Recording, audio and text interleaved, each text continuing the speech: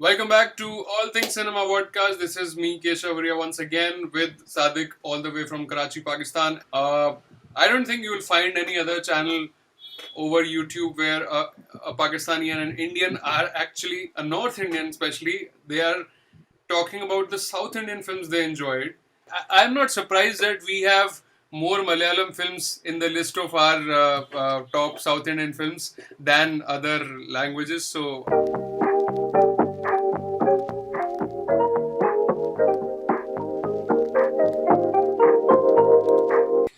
so the first film that really literally blew us away, even in the trailer itself, was Jana Gana Mana. Because when I say literally blew it away, if you remember the trailer of Jana Gana Mana, where he blows away the whole government establishment there with a bomb, Prithvi Raj. So that film was again uh, something that Prithvi has been able to do for the last few years. With films like this and then Kurudi, if you remember. So, uh, Sadiq, what were your first thoughts on Jana Gana Mana? Because this film has made the right kind of noise in India, as far as I am concerned. What about you as a Pakistani? Because it has touched upon a very sensitive topic, which has been a burning issue in India for some time now. So yes, and I may spoil some of the film also because I'm assuming that the people have watched the film. So I specifically wanted to highlight about the Suraj Venjar Muddu's character when he kills those four people that who are unfortunately killed because of that incident, and Suraj had to kill those guys because obviously he had a motive and he was pressurized by the politician. And he also says that, and when his son is suffering and he's, I think, submit he's there in that hospital, his child, and Suraj realizes that what a big blunder that he has made, that he's killed those four innocent people, and as a result his child has now has to suffer. Because what I got to assume, because I'm not only focusing on that political angle that was shown in this film, but I'm also seeing that if these people, that's the people that are unfortunately affected because of this, I mean, the instructions that they get from the establishment, like the politicians, like the judiciary, whatever they are, I mean, the law enforcement guys who are not as powerful as they are, but they do have that guilt inside them when they do these bad acts. We for one don't know that they have committed some things that which are against us, but they do feel bad. And this film Janagana Mana never showed any character in totally a bad manner. I mean, there was no specific villain, no specific hero. They were all gray characters, except for, I think, Prithviraj, because Prithviraj, obviously he was the hero of this film, but even there was some gray character, gray shades of him.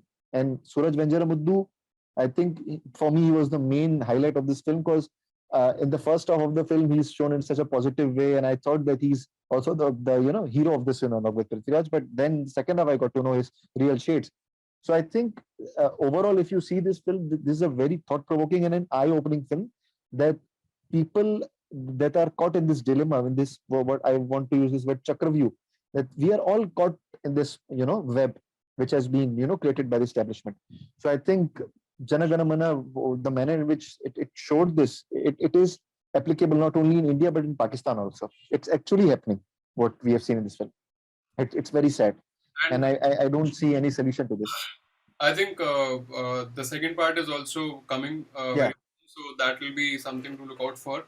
Uh, I watched it in theater, and I remember watching it in a packed house. In Mumbai, it's not a common thing to see packed houseful shows of a Malayalam film, but that was the case with this one, and a lot of Prithviraj fans as well hooting in the theater. So that was a breath of fresh air to see. It was also my first Malayalam film in a theater. I watched it with Farad, our mutual friend, and Uh, that was the first time we met. So it was a great experience. Moving on to the next one. Again, another South Indian film which was which had so much of anticipation around it, just like Janagana Mana. Uh, we have known about this film since 2020 when it was announced, and finally it was here. I'm talking about Vikram, where Kamal Hassan was returning to screen after 4 years, where it was an amalgamation of supreme acting talent in one frame. From uh, Kamal Hassan to Vijay Sethupathi to Fahad Fasil, all three of us, which we love equally, being South Indian cinema fans. So that film in itself has become such a topic of discussion in recent times, and not just the film, but even the director. I mean, Lokesh cinematic universe and all these things now, how he has put references of Kaidi in this film as well, and the endless possibilities now we have in the future for the LCU, as they call it, with the Surya also being introduced at the end. So, did you have goosebumps watching the film on a smaller screen? Because I loved it in a big theater. So it's very rare that I regret watching a film not in cinemas and watching it in a small screen. And I think Vikram probably stands out in this category because this film is meant for cinema only, and I think I committed sort of a sin or a crime that I watched it in on a laptop and in such a pathetic clip. But obviously, because I'm a big fan of Kamal Hassan and Sethupathi and Path Fazil, and for me it was very difficult to handle myself and watch it on OTT. I mean, on an OTT platform. So this is one of the main reasons why that when the film was released and the print was available, I immediately latched on it and I couldn't wait. And boy, my God, that this film literally far exceeded my expectations because I had seen Kathy back in 2020 because the film was released and I watched it on YouTube. Man, I was blown away by the manner in which the film was made.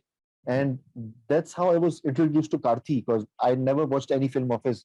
And after that, I watched two or three films of him, including Paruthi Viran and Madras and all this stuff. So really got to know about Lokesh also. And the vision that Lokesh has, it's commendable. And very few people have. And Lokesh has that focus. He knows his perfect area. Like Shankar was famous for making vigilante films, and he did it with perfection. So I think Lokesh has got his perfect area, his niche, that he can make action films, that action adventure films, and he can make it with perfection. And another thing that I want to point out that he took a risk that by casting three big actors like Kamal Hassan and Vijay Sethupathi and Fahad Fazil, and to get the best out of all the three and to give equal space to all three. And credit to Kamal sir also that he agreed to take a back seat because he was not at the forefront throughout the film, and because only big stars and big personalities can do that, that they can allow the other actors to have that meteor roles along with him. So big hats off to Kamal Hassan that he allowed Sethupathi and Fahad Fazil to unleash themselves. Yeah, and And again, that Lokesh also. tells that he's not just a legend in terms of his career or acting skills, but also as a human, he's so secure that he understands he has achieved everything there is to be achieved. So now he can just take Absolutely. a back seat and see these new age guys have fun, and he knows he's in the capable hands because uh, I still believe Kaidi is Lokesh's finest film yet. It's better than Vikram if you just talk in terms of filmmaking and everything. Yeah. Uh, this film, so I've seen Kaidi, I've seen Master. So after that, the expectations were so high. I Yeah. love Master also. And Managaram also. His debut film was Managaram, and people say because I've not seen that film as of now. I wanted to, but people say that Managaram is still is his best version. So I'm not sure about it yet, but I want to watch it on YouTube. It's also available there. But that's the point, right? Every film has a fan base, and everyone says that this is his best, or somebody else says this is his best. So far, he has not made a bad film, and I fingers crossed he continues that success ratio as well. And as I said before, that the possibilities are endless now with Vikram. Whether it will be Vikram 2 or whether it be Kaidi 2 now, whatever he comes up with, or he makes an altogether a new film with a new title where both the worlds collide in. Whether he makes a film called Rolex, who knows? That'll be Absolutely. interesting. Okay, the next one. Let's move on to a film that again surprised a lot of people. Uh, Film which literally nobody had these kind of expectations that it'll turn out to be such a good film, and I'm talking about Major. Okay, so this film is not just a bird's eye view on 2611 attacks. It's a film about the life of Major Sandeep Unnikrishnan, who got martyred during the attacks. When he was on duty, and it's a film about his life. As one of the very important dialogues in the film says that. Uh, his parents say that my son was not just Major Sandeep Unnikrishnan. He was much more than that. So this film portrays his life in such a beautiful way, his love life, and his teenage, and how he grew up in school, and how he got the idea of joining army and everything. Uh, there were so many emotional scenes as well. I remember watching it in theater with my best friend, and we both were almost in tears by the end of the film. So tell me, like, as a non-Indian, when something like this, where you can't relate personally to it, how do you perceive those kind of films then?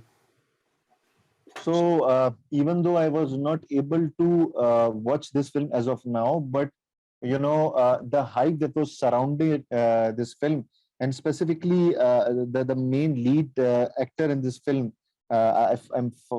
forgetting his name because he was in Godachari also, and it was in Godachari that I was able to watch his performance, and he's a great actor. And when I was reading the synopsis and the overview of this film, so I got to know that it's quite similar to Shesha. Maybe I'm assuming, because many people are saying that the premise and the screenplay and at least the hype around this is quite similar to Shesha. But although the events are totally different, but when you watch the film, that you'll get to know the sentimental value of this film. And what other reviewers and many people have also said, that the key difference between Major and the other films that have been made. So these films, I mean, if you speak about Attacks of 2611, which was made by Ram Gopal Verma, so that film showed the character of Ajmal Kasab as well as the overall incident that happened. But this film showed from the character of that Major. I mean, the guy that was responsible for saving or trying to save the people of that were attacked in that Mumbai incident. So I think that's why this film is very important, and this also shows that the importance of people in these law enforcement agencies and in army and whatever they are trying to do. And I mean, they sacrifice our lives for our freedom, for our comfort. And they could have chosen any career. I mean, people like these, they are so talented, they could have chosen any career, but they prefer to sacrifice their life or devote their life for the country. So I think this is the big part of Major. And I also wanted to highlight the fact that Major had to compete with two big films. I think it was Prithviraj Samrat and Vikram also. So to get those screens was also difficult, because obviously they could get screens in the Telugu area, but to get the good amount of screens that they got in the Hindi as well as the Tamil belt, that was an achievement in itself. So Yes. yeah, I think one thing which worked in its favor was, so it was not dubbed in Hindi, it was shot in Hindi as well. So yeah, I saw yeah, it in Hindi, but natively it's a Telugu film. That's why we have yeah, included it in our list of yeah. South Indian films of 2022. But yeah, I mean, and this film actually, as you said, it puts light on why people actually choose this profession, and for the love of, for the unconditional love of country, for your Yeah, motherland. And yeah, this film very very beautifully it showed that, and kudos to director and also the actor who portrayed. I think he literally lived that character of Sandeep Unnikrishnan. And I remember uh, I read somewhere that his parents and his I think his colleagues also watched that film, and they were really proud of how it came out, and they literally felt that they were watching Sandeep on screen. So yeah, so this film will always remain a special film of 2022. Now the next film, it's a film that you have to be a die-hard romantic to enjoy this film. First of all, I'm talking about Hridayam. It's Rhythm. another Malayalam film, which is I think it's also being remade in Hindi now with Saif Ali Khan's son. That's what I've read somewhere. Yeah, That's true, but I think a big part of Hridayam's success was, first of all, its ending, how they ended it. They didn't go the Bollywood way of the lead pair getting together at the end of the day. It was not the case. Plus, the music that again helped Hridayam reach a wider set of audience because of how what a big hit the music ended up becoming, and good performances, of course. And another thing I remember talking about to one of my other YouTuber friends, she said that the film, when we see the college life, so for that, for people like us who are in the late 20s or early 30s, it's like a deja vu for us because the times they have showed in the college, those smaller phones, the when Yeah, the phones were not smart enough and we didn't have yeah, social media, so that's why they yeah. connected more to that film. So your thoughts on Hridayam? Yes. So when I was discussing with one of our mutual friends, Farad, so he actually recommended this film to me, and he said that you should definitely watch it. So I was able to watch this film in February or March, I think, because it got a theatrical release in January, I guess, and it got some amazing applause. Then after that, I watched, and man, I really loved that film, and I really want to appreciate the director and the story writer that wrote the film, because obviously it did bring some good memories, and the manner in which they were able to show those nostalgic moments. So it really, for people like us, that you mentioned, and you correctly mentioned, that it really hit the people that are in their late 20s or early 30s, just like 96.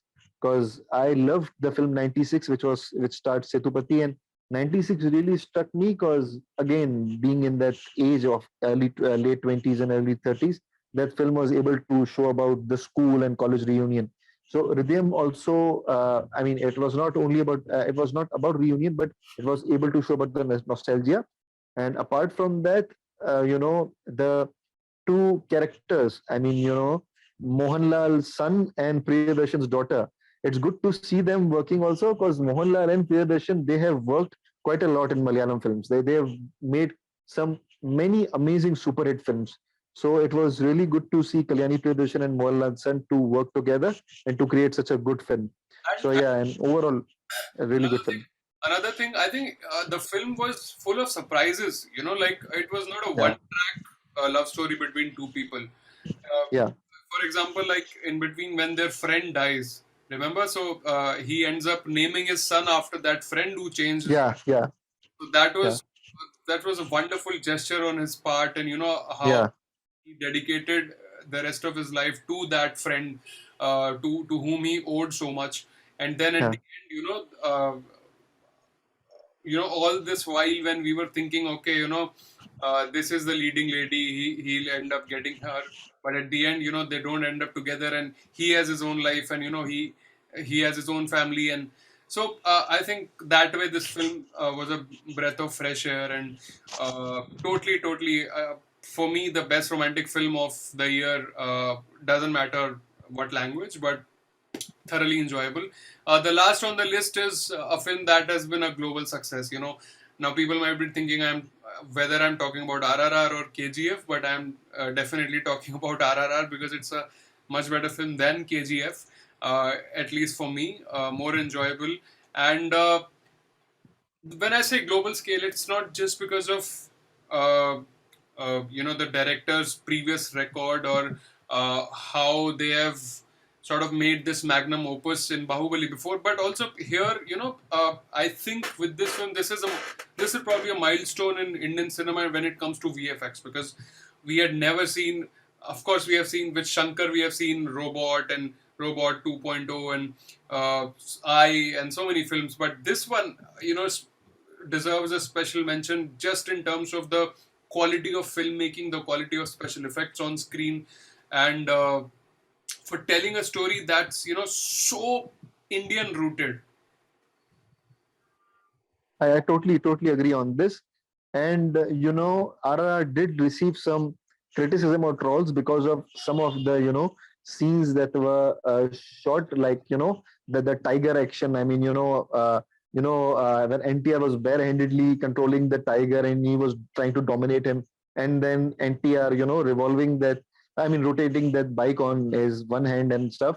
So yes, there were some scenes which were uh, quite over the top, and I was one of them. Okay, I was one of them. But at the same time, I felt like okay, when these things they make in Marvel or something, nobody complains. And the same thing, yeah, and you are seeing the same sort of criticism in the trailer of Brahmastra also. You know, people are just yeah, yeah, exactly. Yeah, yeah, yeah, yeah. So obviously they are trying to do something different. At least you should appreciate the fact that film is not a remake or not a copy paste or something. They're trying to do something different, and at least this film looks good on cinema. I mean, at least you can appreciate the technical values, the visuals of these films, yeah. and Plus, specifically the yeah, yeah, another point is like so it's cinema, right? It's not reality. There's a reason why it's called cinema. It's a medium yeah, to escape reality. You watch cinema yeah, to get entertained. It's a fantasy yeah, world, for God's sake. I mean, yes, one criticism that I can understand is that in Marvel at least they have a backstory of why this backstory. person has those superpowers. That's the one criticism I can understand, that in this film there's no literal reason why they would have so much of power or anything like Minnal Murli, right? They explained it logically why that Yeah, has all the superpowers. But in RRR, yeah, there was no such thing that would explain why they are suddenly yeah. acting as superhumans, right? Sorry, That was the only. sorry. Exactly, exactly. That's the only drawback of this film. But apart from that, that you watch the film and specifically the climax I think was very intelligently made by Rajamouli. And I'm not sure that I should, state about this, but Rajamouli is not a really devoted, religion believer or anything. But when you see in his films like Bahubali, like RRR, he deeply respects Sanatan Dharma, and the manner in which he shows all these historical aspects of the Indian culture and Indian tradition, and he tries to integrate them. This is a very beautiful element, and I think which he did really well in RRR, specifically the climax part when he tried to portray Ram Charan as the avatar of, I mean, the avatar of Ram, and NTR is also in a pivotal part of the Indian culture. I mean, his character. So I think that was something really special, and the manner in which he showed was very intelligent, and that's what I think people really liked. So now that our list of five films that we loved, the South Indian films we loved, is complete. Do you have any special mentions in mind that probably deserves a mention in this video that we didn't cover up in the top five? Um, Not special mention, but a film that I really liked was, I think, Puru, starring Mamuti. So I won't say it was a very exceptional movie, but when I got to watch it and when I was, reading the reviews, it was, I mean, many people didn't like it, but when I watched it, so I, for one, really liked it. And for me, it was a surprisingly good film because, and specifically the climax, because this climax had so many twists and turns. Specifically the last 10-20 minutes, I'd never expected that a climax to have so many twists around and so many turns.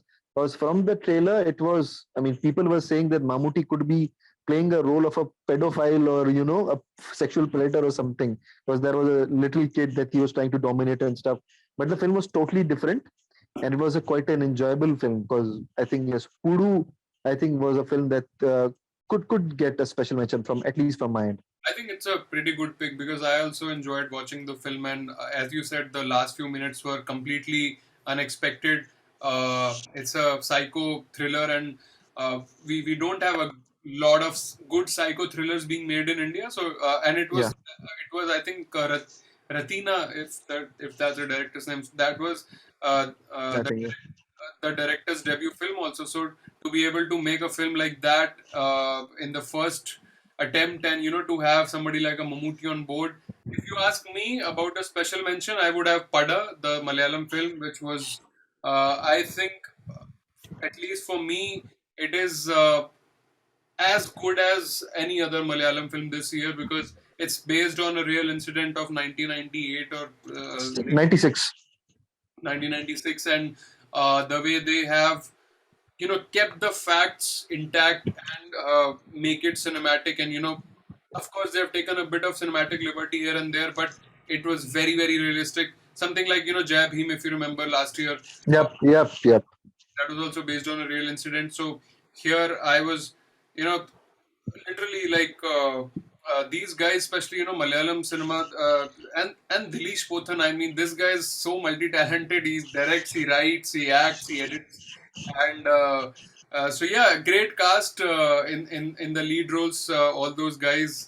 Really, I think Anurag Kashyap himself endorsed that film. I'm not surprised that we have more Malayalam films in the list of our top South Indian films than other languages. So, but thank you so much, Sadik, for taking time out to have the discussion with me. And I hope people enjoyed our conversation. Check out Sadik's channel. Sorry, what's it called? Filmatic or something like that? Filmactico reviews. The description has its link. You can check that out. And thank you for watching. If you're not subscribed to All Things Cinema podcast yet, please do. And let us know in the comments what you felt about the top films of 2022. Thank you, Sadik. I'll see you very soon, hopefully.